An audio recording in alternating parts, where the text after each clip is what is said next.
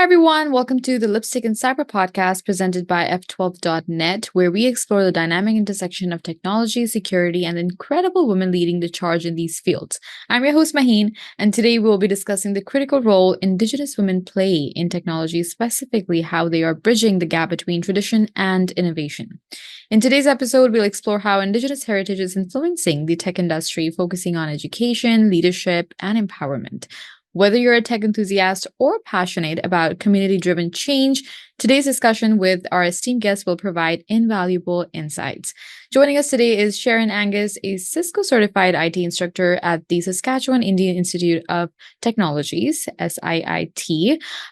Sharon has over 20 years of experience working exclusively with Indigenous organizations, including Thunderchild, First Nation, and Saskatoon Tribal Council. Her expertise spans networking, security, and IT education, and she's been a driving force in shaping the next generation of Indigenous IT professionals. Sharon, welcome to the show. How are you? I'm fine. I'm great. It's Friday the 13th and I know. looking forward to the weekend. It is. No, it's an absolute pleasure to have you here. Your work is so inspiring, and we cannot wait to dive into today's topics of tech, heritage, and empowerment. Now, Sharon, to begin things off, you've spent over 20 years working in IT exclusively with Indigenous communities, and this is a very powerful choice that has no doubt shaped your career in meaningful ways. What drew you to work specifically with Indigenous organizations, and how has this focus impacted your career and professional growth? Part of it is, so first of all, I am Indigenous. I'm on my father's side. I'm from Thunderchild First Nation in Saskatchewan in Treaty 6 territory. He is Plains Cree, and my mother is Mohawk, Iroquois Mohawk from Akwesasne out on the New York State, uh, Ontario and Quebec border. Like it covers all that little nexus there. And that's part of the reason. The other reason is just understanding the need for technical people within our communities and understanding that what our needs are, as well as the infrastructure that should be there, but oftentimes isn't, right? Right. So being able to understand that and be able to sort of I always feel like I'm a little bit of an intermediary person between what the entire world is doing and trying my best to communicate that to my community members and what my community members need with what's going on outside the world and trying to make sure that those two sort of mesh together. Right. That's And truly I really inspiring. love it. Yeah, that's really inspiring, Sharon. It's so remarkable to hear how deeply connected your work is to these communities and how you've really found purpose through technology. Now, what advice would you give to others that are looking to use technology to make a similar impact within their own communities? Well, first of all, I would just say go for it. I mean, I sort of accidentally fell into IT. I was actually going to university to become a lawyer. Well, first as a teacher, and then I was going to switch into law, but I never quite made it because I kept getting drawn back into IT. It, Hmm. my reserve Thunderchild was the first one that gave me that opportunity. I was just known in the community as somebody who was good with computers, and I just sort of just kept falling into these roles and going back to it, even when I was trying to do all of these other things, get my Bachelor of Arts and or my Bachelor of Education. And it just I found that I couldn't get away from it. It was just I had such a strong draw for me. And if anybody has that, like, go for it. There's so many opportunities within technology, and the fact that every industry uses it. So you're Yeah. not limited by uh, just being in tech. You also have these other opportunities to branch out. Like for me, my focus is actually education and technology. I Right. did a lot of the support work and everything, but a lot of my jobs involved a lot of training. So that was just something I felt good about. There's also, if you're coming from a mining background or something, all industries use technology, uh, police work, medical, all of that. If there's something that you find an interest in and actually can tie it to technology, you're pretty much open to anything. So I would absolutely say just go for it. No, thank you, Sharon, for sharing your journey and the profound impact technology can have when aligned with community values. It's so clear that working with purpose can truly shape both careers and the lives of others in powerful ways. And to our listeners, it's really important to remember that career choices don't just shape our professional paths, but they also contribute to the well being and empowerment of the communities we serve. And Sharon's journey shows us how tech can become a powerful tool in such a positive change. So stay with us for more insights from Sharon.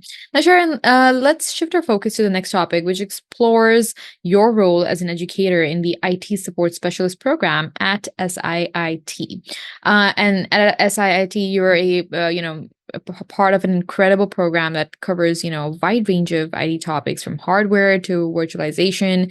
And as technology rapidly evolves, certain fields stand out as critical for the future. Which area of IT excites you the most, and why do you think it's so crucial for the future of tech education? For me, it's absolutely networking. Again, I kind of fell into it by accident. um, but it's something that really sparks my interest because there's the whole purpose to networking is bringing people together and making information accessible and a sense of security and everything like that. And when we talk about our communities, that those are all words that we use when we think about having a community, right? Is that sense of security, that access to information, history, and ideas that can move us forward. Uh, all of those things really make a that's all built into the concepts of networking. And I find a lot of it I'm able to identify, um, I see similarities in between what networking is and how we can scale upwards, how we can create more connection. One of my favorite stories to tell my students is about when networks were finally becoming accessible to home users. I actually started making friends online. I have friends from I've known for 20 years and never met them in person. So that having that access really opens up and connects communities just like just the networks themselves, right? Uh, we're always adjacent to another network. Well, we're always adjacent to another community, and making those connections becomes really important and allows us to uh, really enjoy the human experience as well as just downloading a really fun video. Course. And it's so fascinating to hear your thoughts on the future of IT. Sharon, I mean, you're at the forefront of preparing next generation of tech professionals. But how do you keep students engaged and inspired in such a fast-paced and ever-changing industry? To be completely honest, memes. I love using them in class. It injects a little bit of humor.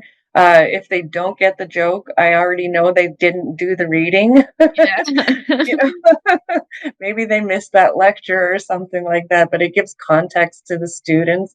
It's fun, um, and oftentimes it's a way of connecting to them personally as well. You know, oh, lots of gamers come into my classroom. More than half of the every year is full of gamers, right? And I myself being a gamer, I use that as a means of connection to my students, and it helps really give them context. Why do we do things a certain way? Why do you game on a wired connection as opposed to a wireless? Right. And seeing them once I've explained the reason why, seeing that little light bulb go off in their heads is just, they're like, oh, so that's why we do it this way. And it's the same thing with a lot of things in life, Mhm. is just that we do things for a certain way without even really fully understanding it until we have context. And that's my favorite part of being in the classroom and making sure that they understand what they're doing when they get out. Well, that was truly enlightening, Sharon. I mean, your insights on using technology for community impact are invaluable. And listeners, the future of technology really depends on education and continuous learning. So whether you're just starting out your career, tech career, or looking to advance, there's always room to grow. And experts like Sharon help guide the way. So please don't miss out on her next insights. Now, Sharon, let's shift focus to your role as one of the few female Cisco certified instructors in Saskatchewan, where you're helping shape the future of IT professionals in the region. Um, what obstacles did you encounter on your path, and how did you overcome them to reach your position today? Well, there's the regular, which uh, harassment. you know, a lot of that stuff was is happening so less nowadays, which is really great to see. But part of that has to do with the representation, right? When I first started, I remember attending a tech conference about, I guess it would have been about 10, 15 years ago. And I made a tweet about it. And the tweet was, I haven't seen this many men in white button down t shirt. And so, white button down, or not white button down, plaid button down shirts, and so few women since the last time I went to one of these things. Right. So that representation, if you feel like you're the only one in the room, it can be really intimidating to stand up for, Mhm. and defend yourself should something come up. And there were a lot of times very early in my career where it felt like maybe I wasn't in the right place because I didn't look like everybody else. Mhm. Um, a lot of our the communities and organizations I worked with were using outside contractors or hiring people not from the community. And part of that was we just didn't have access to that type of training or access to the technology at the time. And I just happened to get really lucky as time went on that I was offered and uh, took advantage of a lot of opportunities that don't necessarily come to everybody. So, in a lot of cases, for my past and my contributions or whatever, I feel there was a lot of serendipity involved. But at the same time, I didn't let those opportunities go either. So, if you're going to be a part of that, make sure that you're a part of it. Don't let other people tell you that you can't. Because if you know you can, then do it, show them. And then it's a lot harder. It's been getting a lot easier now, which is what we always want. We want the next generation to not have to struggle the way we did, Right. right? Just like every parent wants their child to do better than they did. Well, that's what I want. I think of my students as my children. I want them to do better, to have more access and less barriers than what I went through. And that's basically what I just try to bring to the classroom at all times. No, Sharon, your perseverance is truly commendable. It's stories like yours that show how vital representation is in tech. What would you say to other women, especially Indigenous women, who are considering a career in the tech industry? Oh, I would say go for it. Absolutely, just do it. I've had some, like I said, it was very different back then, but now over the years, I've been really fortunate to have worked with some women who broke the barrier before I did, right? And I was not riding on their coattails, but going through doors that they had already opened.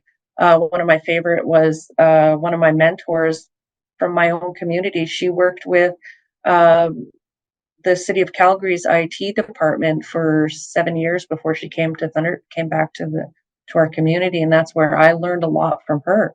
And that's what I want to do for. I want to be that for other women coming in as well. There's Find somebody who appreciates the work you do and learn from them. If they're going to offer that if they're going to offer that what do you call, sorry, uh, that experience and their time, take it, do it. And it doesn't matter who it comes from. It can be a man, it can be a woman, it could be somebody who's not from the community, but as long as you're taking that information and sharing it with others, then whatever you do is great. It is. No, thank you for sharing that, Sharon. Your experience is truly inspiring, and it highlights the importance of using technology to create meaningful impact. And to our listeners, especially women breaking barriers in tech, Sharon's story is a testament to resilience. So remember, no challenge is too great when you're passionate about making a difference. So please stay tuned for more insights on how tech empowers communities. Now, Sharon, let's dive deeper into another important area, which is key networking trends for aspiring IT professionals, where your expertise can provide valuable guidance for those that are entering the field. Um, with a focus on networking, including CCNA certifications, what do you see as the key trends in the networking industry that the new students should be aware of? Oh, I would absolutely look into like A plus certification is so basic, right? Pretty much everybody has access to that. That's something that you would do on a desk support job. But if you're looking to really get into IT, to really uh, grow with the industry, I absolutely recommend virtualization, cloud computing, and networks. All three of them are deeply related to one another, and they are what makes technology and information more accessible to more people. Like I said, gamers, they don't even most people never even heard of virtualization. But if you're a gamer who plays things like Call of Duty and things like that, where you're that's virtualization. And I love seeing that in the students because then once they realize, oh, well, this is something I've been familiar with, and again, giving them context. Cloud security is a big issue because, of course, the more secure something is, the less accessible it is. The more accessible it is, the less secure it is, kind of thing. And finding balance. And if we can apply that what how we find balance within ourselves and apply that to what makes us safe but what also makes us open to the world at the same time, right? So I always try to think of uh, technology as more of less as hardware and software and more of the opportunities and connection it can bring uh, between individual people. That's really insightful, Sharon. It's clear that staying informed on these trends will be critical for anyone that is looking to build a strong foundation in networking. Now, as these trends continue to shape the industry, what skills or certifications would you recommend students prioritize to remain competitive in the job market? Well, the obvious one is A plus certification, Cloud Plus, all Security Plus, all through CompTIA. Those ones are really good. Cisco Net Academy has a lot of free courses and things if you want to dip your feet into just to see what you might be interested in, what might your focus be. There's a lot of micro certifications that are free or low cost. If it's something you just want to test the waters a little bit, that would be a great way to start.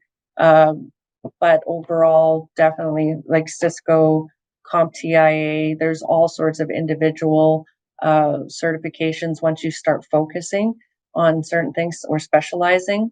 I always tell my students when you our program is training them to be like a general practitioner, a family doctor, but you don't go to your family doctor if you have cancer. You go Mhm. to you go to a neurologist or a specialist, right? And that's what once they've got their foot in the door, they can choose to decide whether they want to become a podiatrist or a neurologist or an oncologist kind of thing, right? There's that sort of the same similar idea. And I would absolutely recommend if you have an interest, go for it. Don't let anybody tell you that you can't do it. Thank you for those invaluable insights, Sharon. It's so exciting to hear how these emerging trends are shaping the future of networking and the opportunities they present for aspiring IT professionals to grow and really thrive in the industry. Now, Sharon, throughout your extensive career working with Indigenous communities, you've seen firsthand how technology can be a powerful tool for growth and development. And in today's world tech is becoming more accessible and impactful than ever before. How do you think technology can help empower Indigenous communities, and what role do you see tech education playing in that empowerment? Well, there was a term that was coined back in the, I guess it would have been late 90s, early 2000s, the concept of the digital divide, people who have access versus people who don't. And in a lot, when I first got started, part of the issue was infrastructure. Um, Infrastructure is a huge thing there. If you don't have that, the proper infrastructure to accommodate the types of communication that you want to utilize, well, you're not going to be able to utilize that. And what that ends up meaning is that you become further disconnected from the movement forward, right? So I would absolutely say that having this access to information, and it opens up other opportunities, not just that access to information, but access to work, to employment, access to education. So there's a lot of programs now that you can take online courses and things like that. So you don't have to leave your community. And a lot of people feel that sometimes they feel like they have to leave the community, which means breaking some ties and losing contact with what's at home, Mhm. right? And it's great to be able to go out into the world and explore and everything like that, but if you're going out there and not bringing that information or those skills back to the community, then that can cause a problem on its own, because now you're not sharing that with your own community and everything. um, for me, this teaching job, working at SIIT, teaching networking and stuff like that, is my way of bringing that back to not just my community, but their communities as well. 90% of our students at SIIT is um, are Indigenous First Nations or Mhm. Métis, right? So knowing that, and knowing that they're going to be able to take that back to their communities, really keeps me going, and I love it. So that because that concept of infrastructure isn't just the physical, like, cable, satellite, fiber optics, all of that, sure, that's a part of the infrastructure, but so is Right. having the people. The Mhm. human aspect of it is part of that infrastructure. So that makes knowing that I'm hoping that I'm contributing back to that, not just my community, but all the communities here in that SIIT covers. It's such a powerful perspective, Sharon. It's inspiring to hear how technology can really drive real, lasting change within these communities. But what steps do you think can be taken to ensure that more Indigenous communities have access to the necessary resources and training to fully leverage technology? But again, it's going to come back to that infrastructure.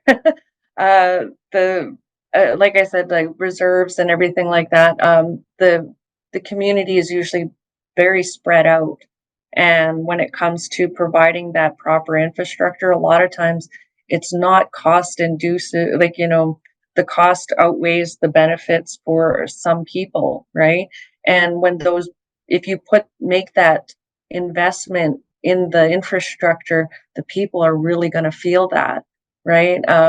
One of the biggest things that I'm so excited about right now, that falls under that infrastructure, is Starlink, which Mhm. is bringing high speed, reliable internet to rural communities.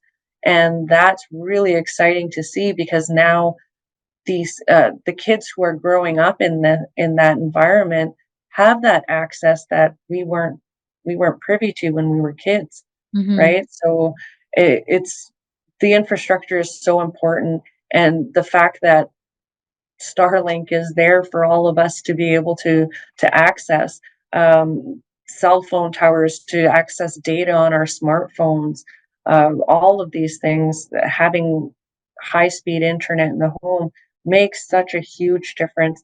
And if people invest in that infrastructure, communities invest in that infrastructure, there's so many benefits that come with it that sometimes the cost is worth it. And Mhm. it's just convincing the right people that that cost is worth it. No, you're right. And thank you so much for sharing those insights because it's clear that technology paired with proper education has the potential to create transformative opportunities for Indigenous communities. But before we wrap up, Sharon, let's have some fun with our beauty and balance segment. Because we know balancing a career in tech with personal well being can be a challenge, especially for women breaking barriers in male dominated fields like IT. So let's dive into it. Now, the theme of this lipstick and cyber is all about bringing together, beauty and technology. So I'll throw a first question at you. How do you balance the often fast-paced, high-tech environment of IT with self-care and personal expression? Well, one of the great things about working in technology is that I do have a lot of resources. I love streaming. I love video games, kind of thing. I get to be in contact with my family. My siblings live all over Turtle Island. I Mhm. have a sister in California, a brother in Phoenix. One of my kids lives in California. All of these, and it being able to communicate with them gives keeps us close, Right. and that's that personal connection with just knowing that my family is there for me, so that way we can stay in contact, despite the distance. Oh, we love that. Now, as someone working in the traditionally male-dominated field of IT, have you ever felt the pressure to downplay your style, and how do you really navigate that? Um, yeah, for a long time, I couldn't. You have to dress a certain way. Mostly, it has to do with the job. I can't, wearing a skirt and climbing under a desk to, Mhm. to troubleshoot a network connection is not great. So, um, but it, oftentimes training, the fact that I got to do a lot of training in my job, uh, really, those were the days I got to dress up. I get to wear a skirt and put on makeup today. Aw. But most of the time, I spent most of my career wearing bunny hugs and leggings. So, Right. Okay, that's good. No, but do you have any, beauty rituals or self-care practices that help you stay grounded in such a high demand career?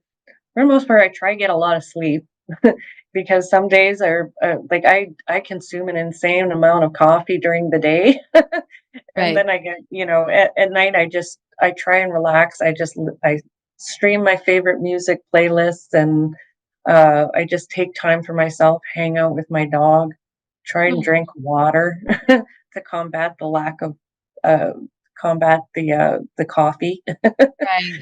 But yeah, just lots of water, just trying to getting as much sleep as I possibly can. So That's good. No, water, like hydration and sleep is important to keep yourself, in such a high demanding job.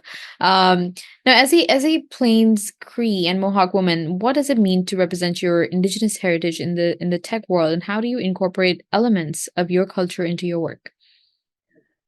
well, that's actually a really fun question because SIIT is an Indigenous institution. There's only four credit granting post secondary institutions in Saskatchewan, and we're one of them, and we're the only Indigenous institution. So there's a lot of our culture within our classroom. One of the things that I always try stress, because again, networking is my favorite. There's a concept in Cree called Wakotwin, Hmm. and that's community, right? Just everything is related to each other. We're not individual islands in an ocean. We're all interconnected somehow, whether it's through our familial DNA or just we're friends. Um, we're just a part of the same community. We're related to not just us as humans, but the environment as well.